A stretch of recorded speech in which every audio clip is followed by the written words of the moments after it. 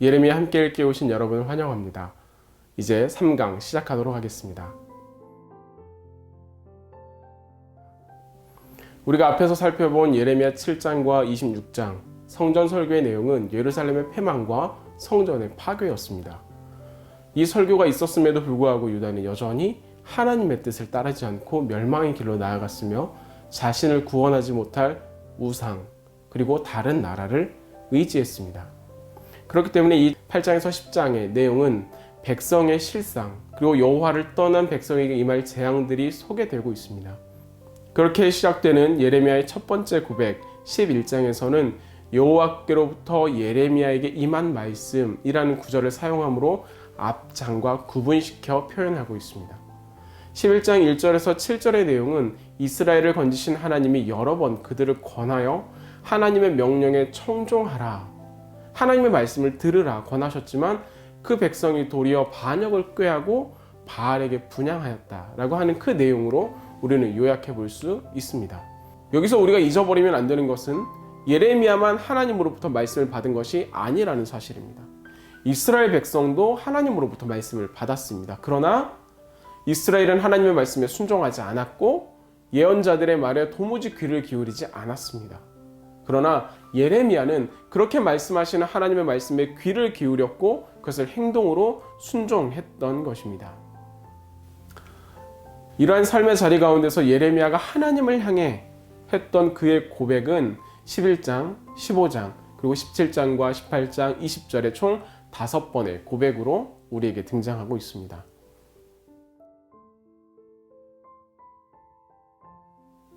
첫 번째 고백 부분입니다. 11장 18절에서 12장 6절까지 이어지는 내용인데요.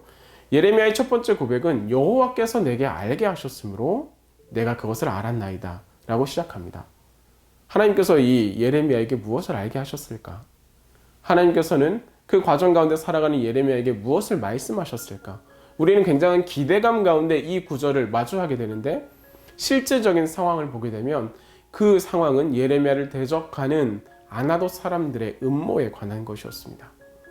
아나돗 사람들이라면 예레미야의 고향 사람들입니다. 그런데 왜 예레미야를 대적하는 것일까요?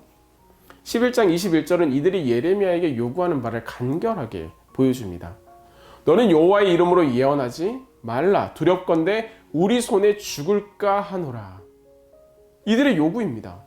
여호와의 이름으로 예언하지 말라. 예레미야가 하나님의 이름으로 선포한 멸망의 예언, 그들의 죄악에 대한 폭로, 그 모든 길의 마지막에는 그들에게 하나님의 심판이 임할 것이라고 하는 그 예언이 이들에게 불편함이 되었습니다. 아나돗뿐만 아니라 유다 사람들에게 불편함이 되었습니다. 그래서 이 유다 사람들이 아나돗 사람들에게 말하기를 너네 마을 고향 사람 예레미야를 자중시켜라 라고 말한다거나 그들을 억압하고 압박하는 내용으로 나타나니 이 아나돗 사람들이 예레미야 때문에 삶을 살아가기 너무 어렵다는 것입니다. 그러니 너는 이제 말하지 말라라고 하는 것입니다. 죽이겠다는 협박까지 하는 것입니다. 그래서 그들의 표현에는 이런 것들이 있는데요. 나무와 열매를 함께 박멸하자. 또 살아있는 자의 땅에서 끊어버리자. 이렇게 말합니다. 살아있는 자의 땅이라고 하는 이 말은 하나님을 예배하며 살아가는 신앙 공동체를 가리키는 시편적 표현입니다. 아나돗 사람들은 하나님의 명을 따라 심판을 전하는 예레미야를 자신들이 속한 공동체로부터 철저히 배제하고 축출하자라고 말하는 것입니다. 하나님이 허락하신 영광스러운 공동체가 여기에서는 하나님의 뜻을 따라 옳은 말을 하는 사람을 위협하고 협박하는 근거로 너는 이제 우리 공동체에 함께할 수 없어 라고 이야기하는 그 힘으로 사용되고 있는 것입니다. 진리가 사라진 공동체는 하나님을 예배하지만 하나님께 나아간다고 하지만 진리가 사라진 공동체는 다만 이익으로 똘똘 뭉친 패거리에 불과할 뿐임을 우리는 이 아나돗 사람들의 행동을 통해 발견할 수 있습니다. 이렇게 공동체를 등에 업고 똘똘 뭉쳐있는 이들에 비해 예레미야의 처지는 도살당하러 가는 순한 어린 양과 같습니다. 그를 위협하는 그 자리에서 여전히 하나님의 말씀을 전하는 예레미야는 세상 앞에서 무기력하고 무능한 그런 사람에 지나지 않았습니다. 그는 자신의 사정을 하나님께 아뢰어 소송을 제기하고 공의로 재판하시는 그 하나님의 판결을 기다립니다.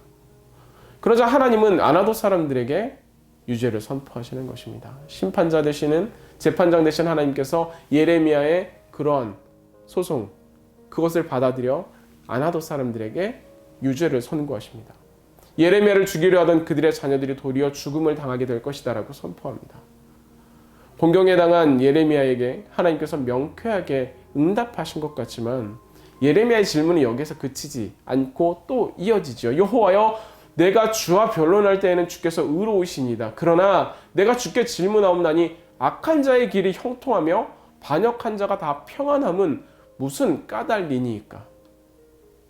하나님은 아나도 사람들을 심판하겠다고 하셨지만 예레미야는 여전히 곤경에 처해 있고 악을 행하는 수많은 사람들은 편안히 살아가는 것처럼 보입니다.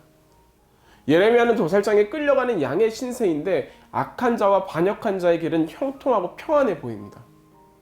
그렇게 평안한 길을 살아가는 그들의 말은 하나님이 이들을 심으셨고 그들을 장성하게 해서 열매를 맺은 것뿐이다. 이렇게 이야기하는 것입니다.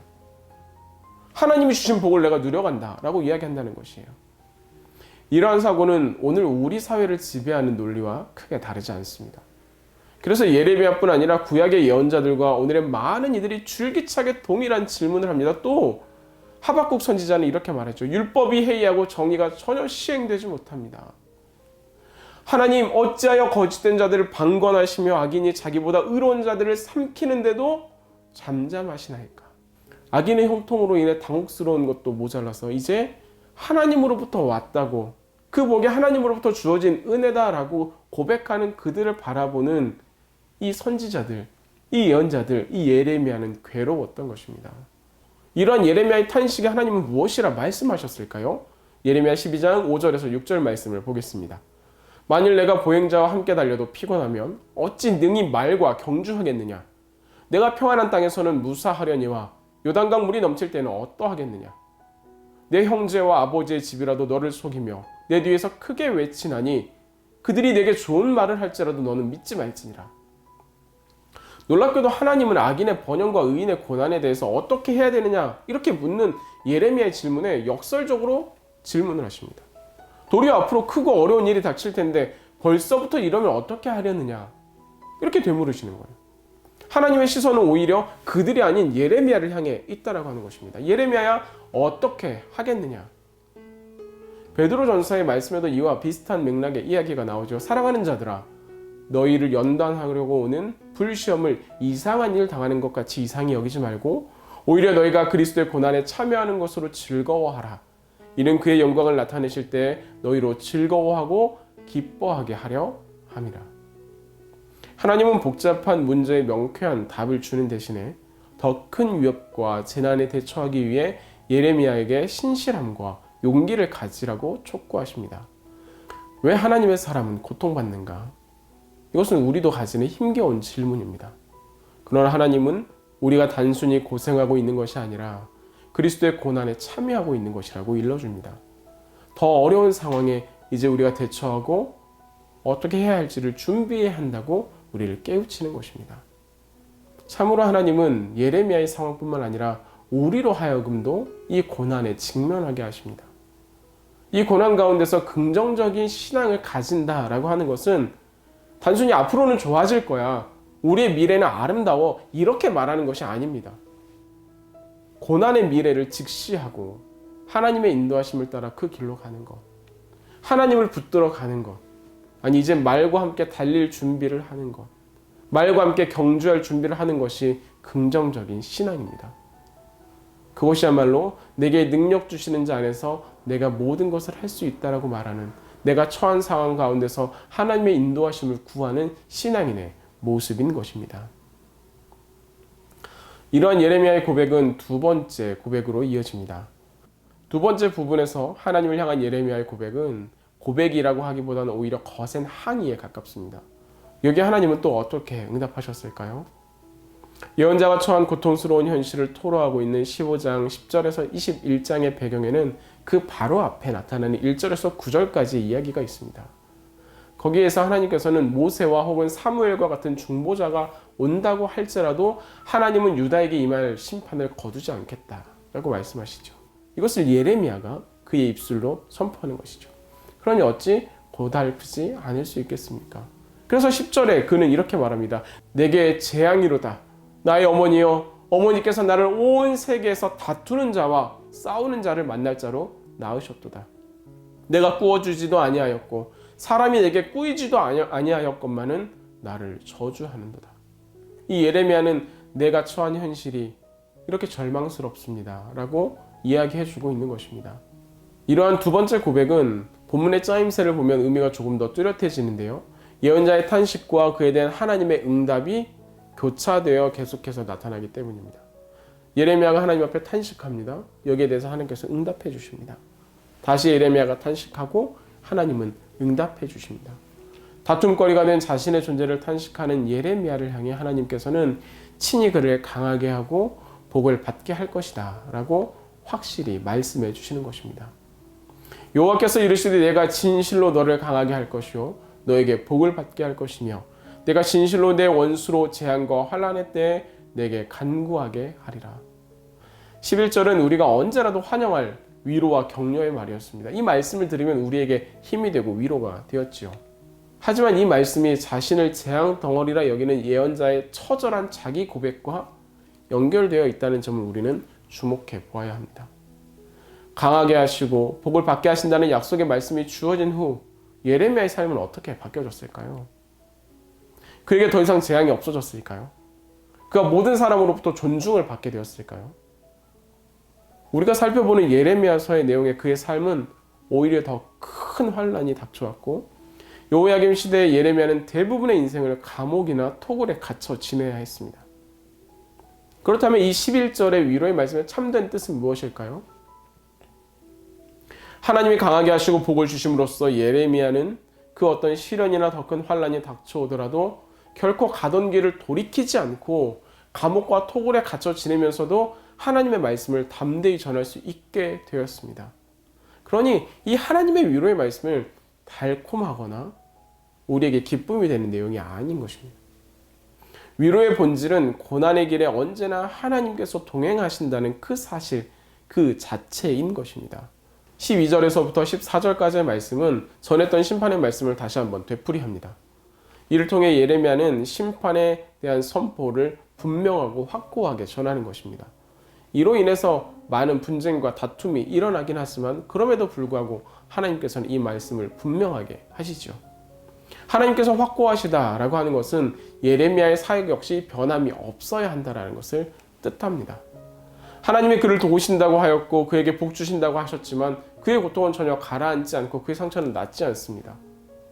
그는 고립되어 있고 감당하기 힘든 분노가 그 안에 있습니다.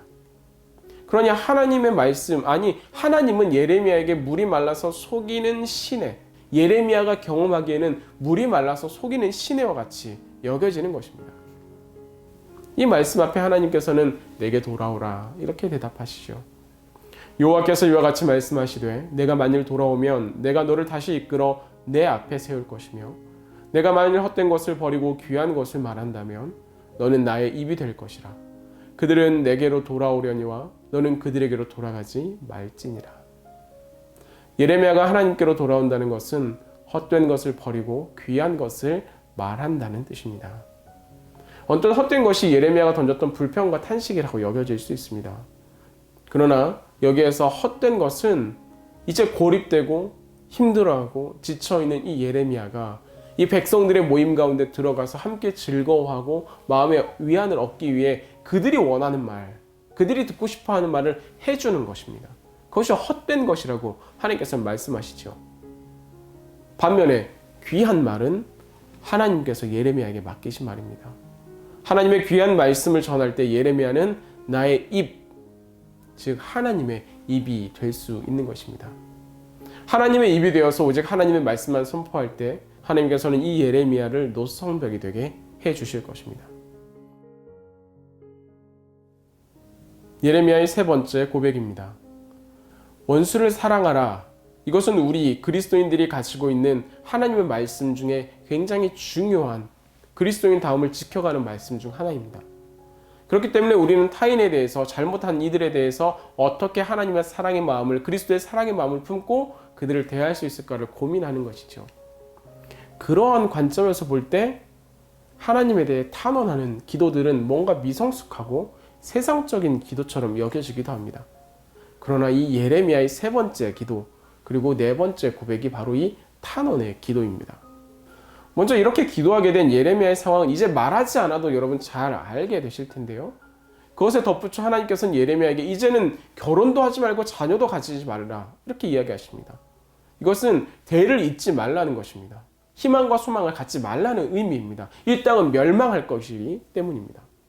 이와 함께 하나님께서는 초상집에도 가지 말라고 합니다. 모두 진멸에 이제 그들을 향해 울어줄 사람이 없기 때문입니다. 잔치집에도 가지 말라고 이야기합니다. 기뻐하는 소리와 즐거워하는 소리가 이 땅에서 사라질 것이기 때문입니다. 이러한 예레미야의 모든 행동은 상징을 나타내고 있습니다. 아주 간단 명료하게 그 의미를 드러내는데요. 이 예루살렘, 이 유다의 모든 땅, 모든 사람들은 멸망하게 될 것이다 라고 하는 것입니다. 그러나 백성들은 자신들의 죄가 무엇이냐고 묻습니다. 앞서 백성들은 우리 하나님 여호와께서 어찌 이 모든 일을 우리에게 하겠느냐, 하나님이 우리를 얼마나 사랑하시는데 우리에게 이런 일을 하시겠느냐라고 질문했습니다. 그리고 동시에 그들은 여전히 자신의 죄가 무엇인지 모르고 있습니다. 그들에게 하나님은 여전히 우리 하나님이기 때문에 자신들에게 임할 심판은 당혹스럽다라고 하는 것이에요. 하지만 이러한 신앙 고백과 상관없이 하나님의 진노가 그들 가운데 임합니다.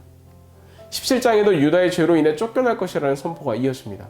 그들이 하나님을 떠나 사람을 의지했고 하나님을 버려 그들의 웅덩이를 새로 팔려고 했던 것, 이것이 하나님 앞에 죄가 된다라고 하는 것입니다.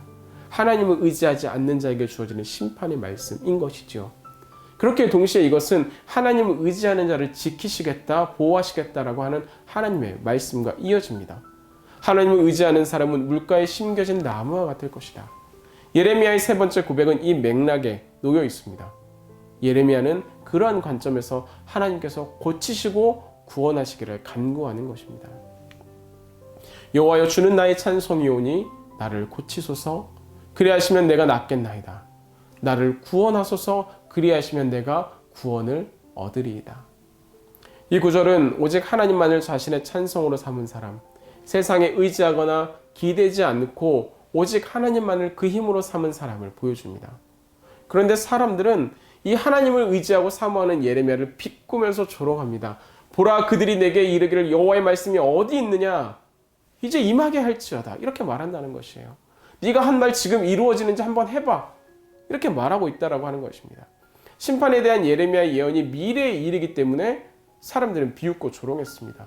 아직 이루어지지 않은 희망과 축복은 기쁨으로 듣지만 아직 이루어지지 않은 재앙에 대해서는 비웃고 조롱하는 것입니다. 배척하는 것입니다. 그를 죽이려고까지 하는 것입니다.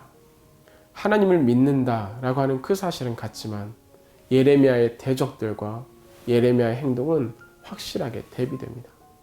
성취되지 않았다고, 증거가 없다고 하나님의 심판의 말씀을 가볍게 여기는 이들과는 달리 예레미야는 꾸준히 하나님 앞에 나아가 하나님의 말씀을 선포하고 그 말씀을 따른 것입니다. 하나님을 피난처로 고백하는 예레미야의 기도는 자신을 괴롭히는 이들에 대한 기도로 이어집니다. 나를 박해하는 자로 치욕을 당하게 하시고 나로 치욕을 당하게 마옵소서. 그들은 놀라게 하시고 나는 놀라게 하지 마시옵소서. 재앙의 날들 그들에게 임하게 하시며 배나 되는 멸망으로 그들을 멸하소서.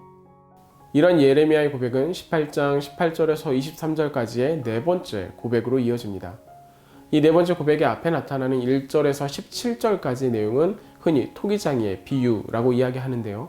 이 비유의 핵심은 하나님이 멸하시기로 정한 나라가 하나님께로 돌이키면 하나님도 뜻을 돌이켜 그를 멸하지 않으시며 복을 주시기로 정한 백성이라 할지라도 악을 행하여 하나님의 말씀에 청종하지 아니하면 하나님도 뜻을 돌이켜 재앙을 내리신다라고 하는 것입니다.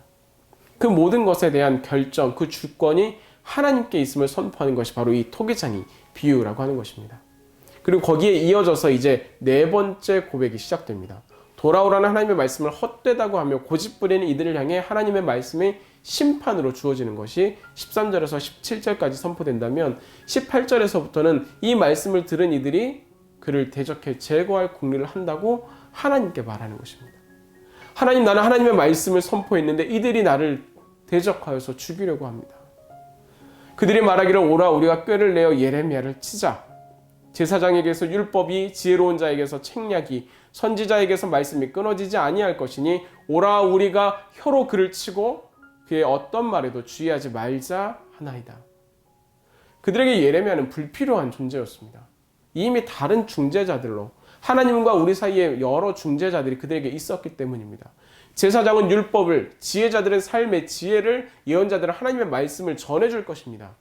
이 많은 사역자들은 예레미야는 달리 백성이 원하는 평화와 위로를 전해주는 것입니다. 이제 하나님의 위로가 이곳에 있습니다. 이곳에 하나님의 평안이 있습니다. 백성들과 또한 유다의 많은 지도자들, 그들에게 예레미야는 그만 없어지면 현재의 모든 질서가 고스란히 유지되고 사회는 평안하게 되는 불필요한 존재라고 하는 것입니다. 그렇게 예언자를 괴롭히는 최고의 방법은 그가 하는 선포를 향해 이것은 하나님의 말씀이 아니다 라고 말하는 것입니다. 그의 말에 귀를 기울이지 않는 것입니다. 이들은 예언자의 말을 상대화시키고 축소시킬 뿐만 아니라 성취되지 않는 미래의 일이라는 이유로 마음껏 조롱했습니다. 그런 상황에서 언제나 그렇듯 예레미야는 기도할 수밖에 없는 것이죠. 그렇기에 이 다음은 예레미야의 탄원의 기도로 나타나지요. 그러하온즉 그들의 자녀를 기근에 내어주시며 그들의 칼을 세력에 넘기시며 그들의 아내들은 자녀를 잃고 과부가 되며 그 장정은 죽음을 당하며 그 청년은 전장에서 칼을 맞게 하시며 주께서 군대로 갑자기 그들에게 이르게 하사 그들의 집에서 부르짖음이 들리게 하옵소서. 이는 그들이 나를 잡으려고 구덩이를 팠고 내 발을 빠뜨리려고 올무를 놓았음이니이다. 여호와여 그들이 나를 죽이려 하는 계략을 주께서 다 아시오니 이 약을 사하지 마옵소서. 그들의 죄를 주의 목전에서 지우지 마시고 그들을 주 앞에 넘어지게 하시되 주께서는 노하시는 때에 이같이 그들에게 행하옵소서 하니라. 이러한 탄원의 기도 중에는 우리가 교회에서 함께 읽기에도 어려운 내용들이 많이 담겨져 있기도 한데요. 그럼에도 우리가 이 말씀을 하나님의 말씀으로 읽는 것은 이 시편의 기자나 예레미야 모두 대적에게 스스로 원수를 갚는 것이 아니라 하나님께 기도한 것을 발견하기 때문입니다.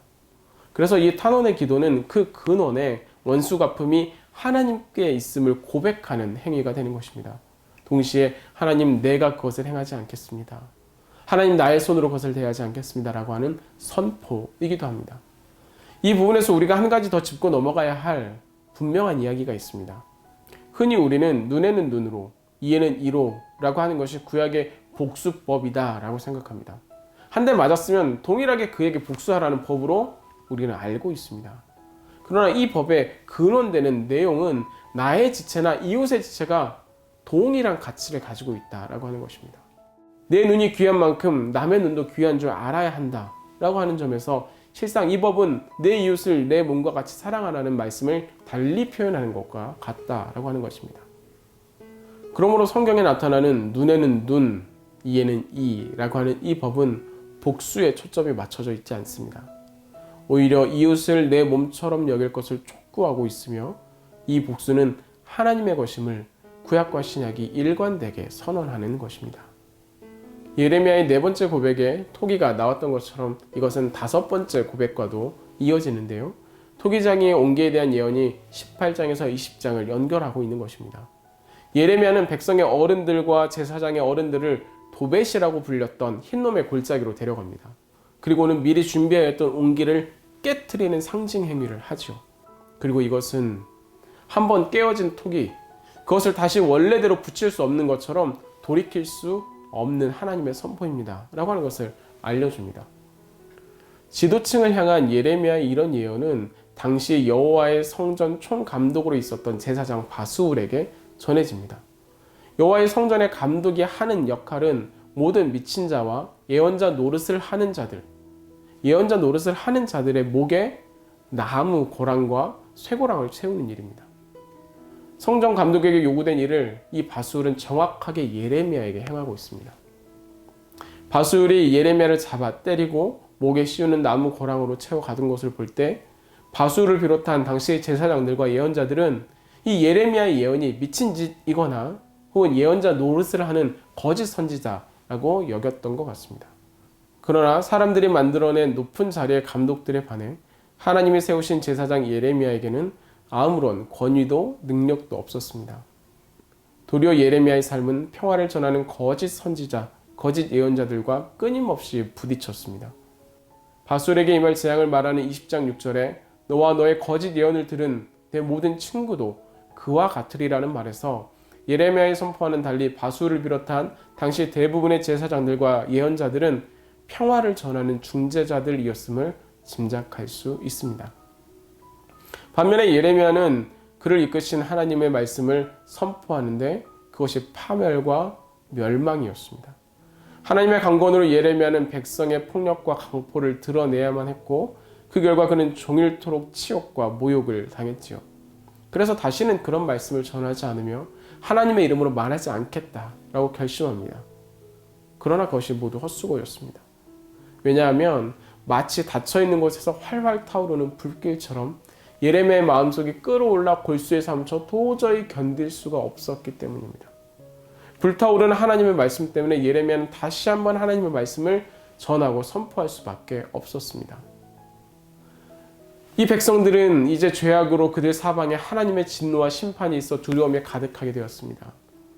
이것을 예레미야는 불같이 타오르는 그 마음으로 이제 너희들 사방에 두려움이 가득하다라고 선포하는데, 그러나 이 백성들은 도리어 예레미야를 둘러싸며 너는 이제 사방으로 두렵게 되었다.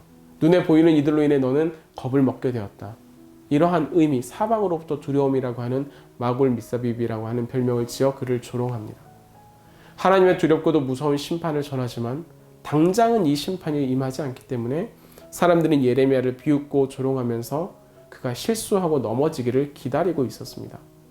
여호와께 붙잡힌 자가 되었기에 예레미야는 이 세상 사람들로부터 꿰어 넘어뜨려야 할 존재가 된 것입니다. 시편의 탄식 시들이 그러하듯이 예레미야의 탄식 역시 고통스러운 상황에도 불구하고 여호와 하나님에 대한 견고한 확신과 신뢰의 선언으로 이어집니다. 그러하오나 여호와는 두려운 용사 같으시며 나와 함께 하심으로 나를 박해하는 자들이 넘어지고 이기지 못할 것이오며 그들은 지혜롭게 행하지 못함으로 큰 치욕을 당하오리니 그 치욕은 길이 잊지 못할 것이니이다. 예레미야의 확신은 하나님께서 우리와 함께 하신다라고 하는 것입니다. 이 확신은 하나님이 그를 부르실 때 주신 약속의 말씀, 그리고 또한 고비 때마다 확인시켜 주신 말씀이기도 합니다. 예레미야는 다만 하나님이 친히 악을 징벌하시고 가난한 자의 생명을 구원하시기를 기도하는 것입니다. 이제 예레미야의 고백의 마지막 부분에 우리가 다다랐습니다. 그런데 하나님에 대한 찬양과 확신으로 은혜롭게 탄식을 마무리하고 있는 이 13절이 다섯 번째 고백의 끝이 아니라는 점입니다. 오히려 14절 이하의 출생에 대한 저주의 본문이 다시 한번 반복되고 있습니다. 이것은 우리에게 충격과도 같지요. 여기에서 예레미야의 절망은 가장 결정적인 수준에까지 이르며 예레미야의 가장 깊은 고난의 지점이라고 말할 수 있습니다. 어찌하여 내가 태에서 나와 고생과 슬픔을 보며 나의 나를 부끄러움으로 보내는고 하니라. 앞에서 우리가 살펴보았던 이 두 번째 고백에서의 표현과 같이 태에서 나오다라고 하는 표현은 예레미야의 소명을 다시 한번 불러오는 듯한 의미를 가지고 있습니다.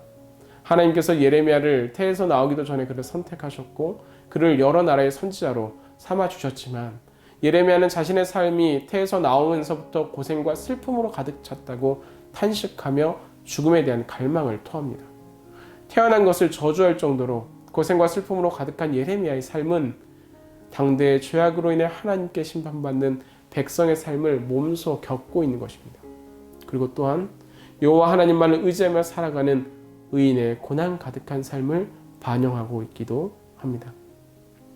그렇기에 10절에서 13절의 말씀은 환난 가운데서도 힘있게 하나님을 의지하는 견고한 확신과 믿음을 보여주는 반면 14절에서 18절의 말씀은 믿음으로 살아가는 삶의 곤경과 환난의 깊이 속에서 고통스러워하는 믿음을 보여줍니다.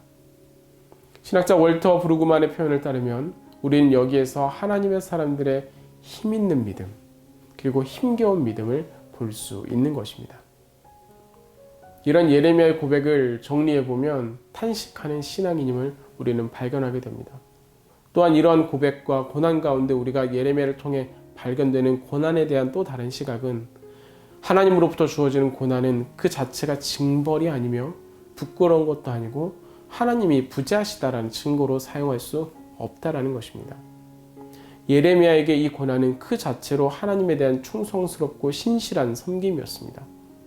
복음을 위하여서, 하나님을 위하여서 신실하고 순종하며 살아가는 자가 겪는 삶의 모습을 이 예레미야를 통해 우리는 발견하게 된다라고 하는 것입니다. 그렇게 예레미야서의 말씀을 오늘 우리를 향한 말씀으로 읽을 때 이 책은 하나님을 섬기며 살아가는 고난과 탄식 가득한 삶이라는 새로운 차원을 우리에게 보여주고 있습니다. 그렇게 우리는 예레미야의 모습이 우리의 삶 가운데 너무 낯설지 않은지 생각해 보아야 합니다. 하나님의 말씀을 붙들고 살아가 그것으로 인한 고통과 고난과 눈물의 시간을 지나는 이 예레미야의 모습이 혹시나 우리에게는 낯설지 않은지 말입니다. 동시에 역동적인 교회, 좋은 교회는 기쁨과 감사, 빠른 찬양과 환희, 승리와 영광이 있어야 한다면 우리들의 예배 가운데 예레미야의 탄식은 어디에 있어야 하는지 우리는 한 번쯤 생각해 봐야 합니다. 그러나 여전히 우리가 기억해야 할 것은 교회는 십자가의 복음에 붙들렸기에 세상으로부터 억압받는 자들의, 세상 속에서 그리스도의 빛을 드러내기 때문에 고통받는 자들을 위한 기도의 처소라고 하는 사실입니다. 우리가 한 주간을 살아가면서 하나님의 말씀들을 생각해 보게 될 텐데요. 오늘 우리는 하나님께로부터 보냄을 받은 이들인지, 또한 그것을 우리는 어떻게 감당하고 있는지 생각해 보셨으면 합니다. 또한 악인의 형통과 의인의 고난을 어떻게 볼 것인지 묻는 예레미야에게 주신 하나님의 대답, 그것이 오늘 우리에게 무엇을 의미하고 있는지요. 마지막으로 헛된 것을 구하고 귀한 것을 말하는 것은 우리에게 무엇을 의미하고 있습니까? 오늘의 이 예레미야의 고백은 참으로 생각할 거리가 많이 있습니다. 이 말씀을 우리가 차근히 묵상해 나가면서 생각해 가면서 우리들의 모습이 하나님 앞에 어떠해야 하는지 다져보는 귀한 시간 되기를 주님의 이름으로 기원합니다.